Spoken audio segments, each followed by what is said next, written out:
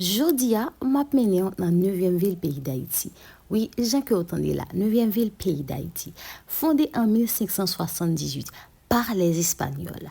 À une certaine époque, cette ville appelée Baja. Oui, oui, cette ville, Fort Liberté, aïe aïe aïe, située à 52 km du Cap Haïtien. Cette ville très calme, paisible, propre, qui conserve encore un patrimoine historique. La petite histoire, la première indépendance a été proclamée à Fort-Dauphin le 29 novembre 1803. Cette ville garde encore ses anciens balcons en bois à l'époque coloniale.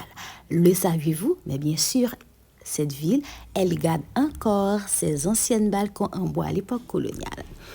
Moi décidé visiter Fort Liberté. Moi décidé pour vivre expérience ça. C'est une expérience qui est vraiment extraordinaire. Donc, si vous au Cap, vous voulez aller un côté qui est très calme, qui est très paisible, ou pas l'autre choix, ou pas l'autre côté pour aller que Fort Liberté. Oui, son vie qui est très calme, qui est très paisible.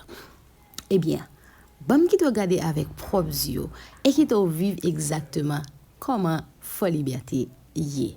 Et faut visiter quelques endroits qui sont vraiment historiques dans le département nord-est là.